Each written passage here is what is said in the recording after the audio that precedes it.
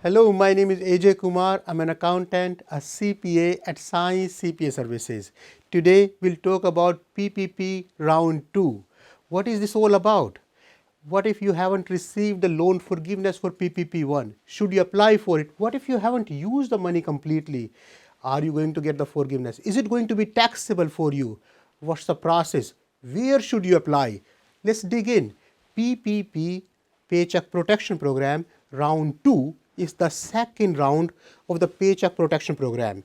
If you recall, few months ago, we had PPP 1, Paycheck Protection Program 1, and the idea was you could get 2.5 times of the monthly average payroll from 2019. If your business is impacted under COVID-19 and you can justify it, you don't have to return this money back. Initially, 6 months ago, when the program initially came in, this money was supposed to be taxable income for you. Then later on, Congress changed the rules, and now if the money is forgiven under PPP round 1, that money is not taxable to you. We know COVID is still here. Initially, when PPP round 1 came, we were expecting COVID-19 to go away in 3 months, 3 weeks. It's a year now and COVID-19 is still here. So the government came up with second round of the same program. But this PPP round 2 has several restrictions around it. In PPP 1, there was no limit on the number of employees you could have. In PPP round 2, you do not qualify if you have more than 300 employees. In PPP round 1, you did not have to justify with financials that your business is being impacted. All businesses were allowed to dig in, allowed to apply for it, allowed to get the money in. In PPP round 2, you have to justify that your revenues have gone down at least for 1 quarter, year over year, by 25%. So let's say, for example, second quarter of 2020, we'll compare it with the second quarter of 2019, and we'll have to show not the profit, not the bottom line, the revenue, the gross receipt are at least 25% lower. You can justify it by showing the bank statement. If you are doing the cash basis of accounting, you can also show the invoices that are going out to the customer. So there are several ways to justify it. But if your revenues have not been impacted for at least 1 quarter by at least 25%, you do not qualify for PPP round 2. In PPP round 2 compared to PPP round 1, if your business NAICS code is mainly for the restaurants, hotels, motels, it starts with 72. You can get 3.5 times as opposed to 2.5 times that we had in PPP 1 under PPP round 2. Similar to PPP round 1, you have 24 weeks to use this money. Similar to PPP round 1, if this money is used for the right purpose and they have expanded the use, what you can do with this money compared to PPP round 1, PPP round 2 has more flexibility built around it.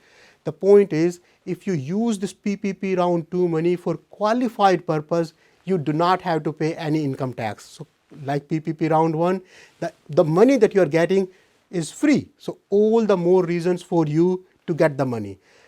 Before we wrap up, let's talk about PPP round 1, the loan forgiveness.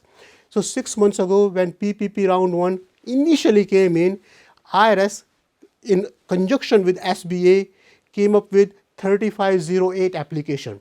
This application had 8 pages and needed your name, your parents' name, your dog's name, your cat's. It was ridiculous. A lot of information was needed. After much complaint, SBA came up with a second application, a 2-pager, and they called it 3508 easy. Well, let's not keep it complicated. Easy it is now. Even then, a lot of people were complaining that this application needed a lot of financial information justifying the impact of COVID-19, the adverse effect of COVID-19 on the business.